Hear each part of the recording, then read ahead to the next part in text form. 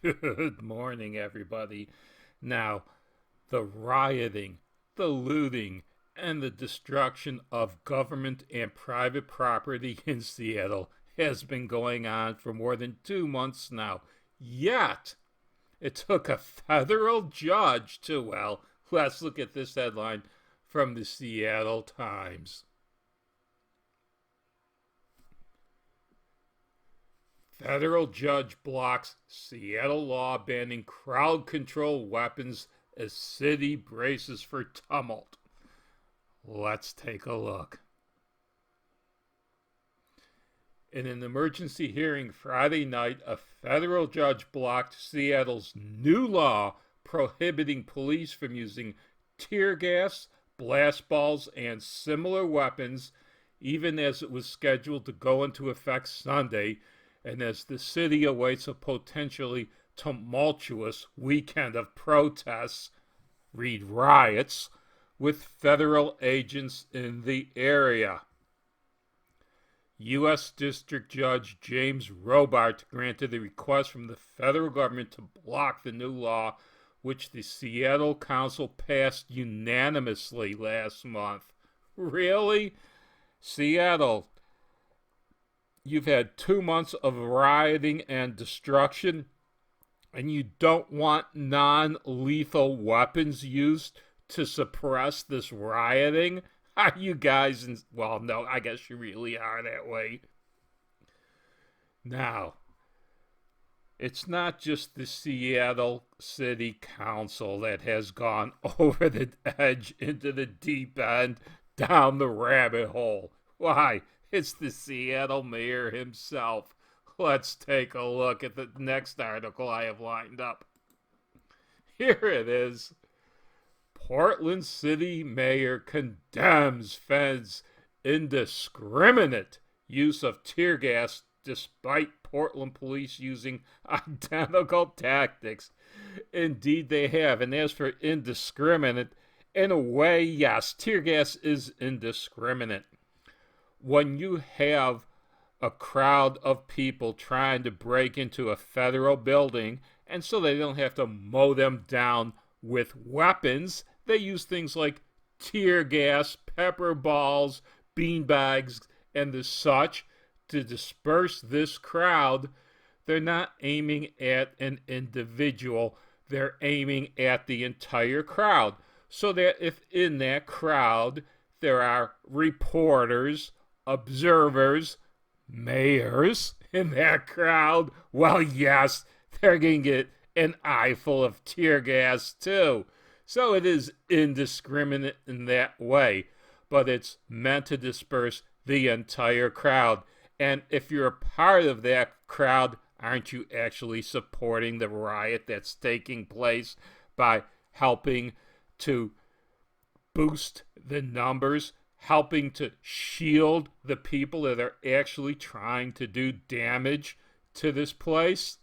And you see this mayor right here? Well, what the story doesn't say is they show this picture of the mayor right after he got tear gassed. But the protesters, the rioters, they weren't happy with the mayor himself. You see, he wanted personal protection. Now, being the mayor, he could have had city police protecting him, but he didn't. He had private armed guards. And when the crowd started turning on him, well, they quickly shuffled him out of the way. Funny how this story doesn't mention that. Oh, and by the way, the headline itself about Portland using identical tactics, let's go to my next news source, Fox News. Now, this actually talks about a lot of different cities and stuff, so I'm going to ignore the top part of this story and just go straight to the part that deals with the Seattle area. I've highlighted it right here.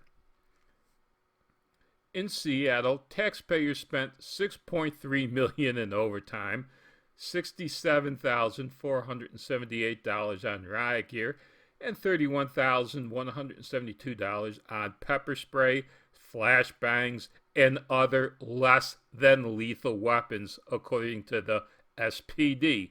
Police over in Portland, Oregon totaled 6.2 million. So Seattle is spending a fortune on its police in order to contain the destruction and the riots. And let there be no mistake about it, there has been a lot of destruction and riots throughout Seattle. And for that, let's go to my final news source, back to the Seattle Times. For many Seattle area small businesses, recent looting damage only adds to the challenges of reopening. Now, I tried, I looked. I'm sure there's sources out there that would give me specific numbers. I couldn't find one in the limited time I had to search. I went with this one, and it gives me a more or less accurate view of some of the problems of the Seattle looting and rioting that have been going on for 2 months. Let's scroll down again to the highlighted area that I chose. By latest count, vandals and looters struck more than 100 stores, restaurants, and other businesses in Seattle's downtown, Belltown, Capitol Hill, and Chinatown International District neighborhoods, according to the Downtown Seattle Association.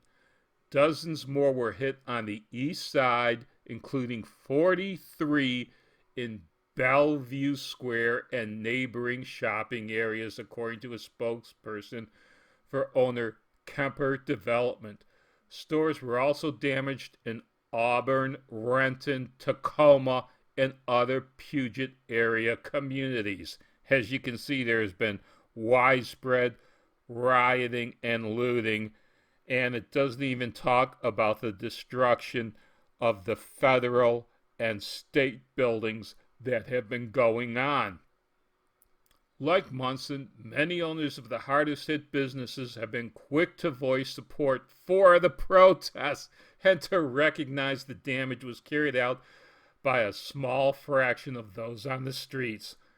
That small fraction of those people carried on the streets, the BLM, the Antifa members, the people just looking to make a quick buck or to score some free merchandise, well, it took the cover of the majority of those protesters and rioters to give them the opportunity to do that, so that these business owners who are saying that they support the protests, well, if so, I hope y'all go out of business.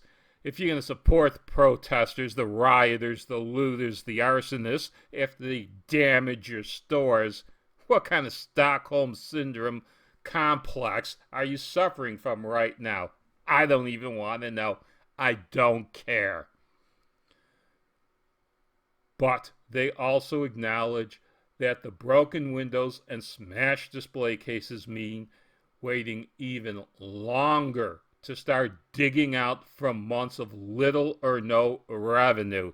And that months of little or no revenue, that is directly on the backs of your mayor and your governor for supporting the shutdown of these businesses. It wasn't President Trump that shut down these businesses in your state and city. It was your city mayor and your local governor that shut your businesses down and keep them shut down to this very day.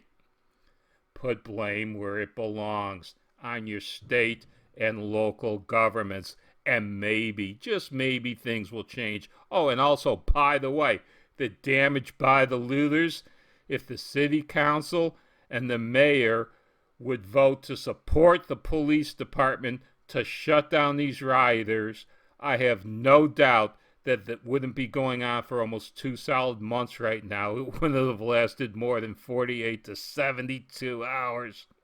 Every night I pray I won't wake up to more bad news, added David Long, whose international district eatery Fortune Cafe 2.0 was also damaged in the looting. There you have it. These businesses, in one response, say, we support the protesters, but the looters are only a small... Like I said, I'm calling bullshit. It's time to support your local sheriff.